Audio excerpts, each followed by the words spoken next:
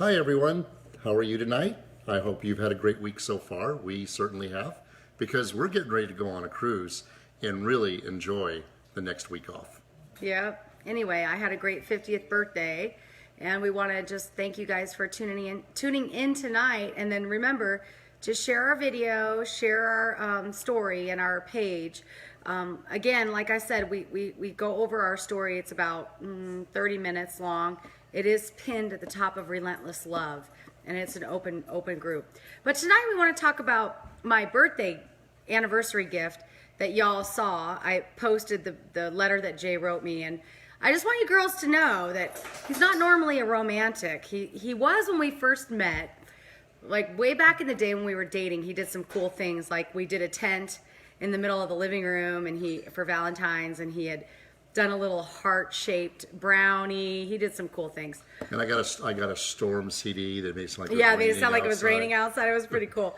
But I mean, as far as like being super uber romantic, Jay is not super romantic. But it was our 10-year anniversary, and we were going to Hawaii. Mm-hmm. And I had bought him a really nice Rolex, like a really nice gift. He didn't know this. We were giving our gifts when we got to Hawaii, but I'll let Jay explain what he was getting me. Okay, so I always wanted to try to find something. She always liked marquee diamonds, but I wanted to design something that would be unique. And so I found a really great jeweler, and what I did was I wanted to have it like hands holding the diamond. I don't know if I can get that to see it. Holding a heart, but like holding the diamond, the marquee, because it's pointed ends, holding it in place and back like this when there was multiple diamonds around the sides. You saw the picture of the ring. And when I designed it initially, the hands looked kind of hokey, and the guy goes, "That's okay, but I've got an idea." And he made them nice, clean lines, and actually put the diamond in there like it was two hands holding on to it.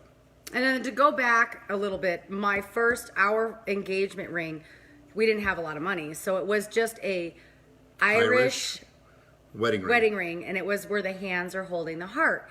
So he wanted to kind of duplicate that, because the wedding ring that I got later is great. I love my wedding ring, but he wanted to do something special for our 10-year. So we go to Hawaii, he gives me the ring. So this was in 2004. Right. So 2005 was good, but 2006 we started feeling the market change. 2007 and then 2008 we died. Okay. So when we lost everything, we were forced to basically put a lot of stuff into the bankruptcy, like our paintings that were worth a lot of money and some things that they had to sell. The trustees sold a lot of stuff, but we wanted to get rid of the jewelry because we didn't have to sell it, but we knew that it was worth some money, like the Rolex and things like that. There was a certain value that once it was over that value, you had to sell it and use that money for yourself to pay for bills or whatever, or we had to turn it over to the trustee. So we go to this jeweler, which is a family jeweler of his dad, and he's like, okay, well, let me get an appraisal on the ring, and he gave us some certain amount of money for our Rolexes, and then all of a sudden he's like, the next day calls Jay, you know what you told me this diamond was, and you gave me this appraisal, it's not the diamond you paid for. And Jay's like, what? And he's like, well, you could do one of two things. I would actually just go back to your diamond dealer and just tell him what happened, because it's not worth what you paid for it. So Jay goes back to the diamond dealer, and the guy was super nice. He had just opened his business, and he's like, when he made the ring, it's been 5 years since. It was the jeweler, and he was still doing well, thank God. Yeah, so he was doing really well, and he's like, well, let me talk to my dealer, because he's still my dealer. Well, calls Jay the next day, and he's like, well, I could do one of two things. So if you guys know that when you trade jewelry in, you don't get any value nowhere near. So this was a blessing totally from God that we didn't even see until we were going through it. And when the jeweler called Jay and said, I can either replace it with the diamond that you should have gotten, or I can give you your money back. And it was like $7,600. Yeah, almost $8,000. And we needed the money so bad at that point.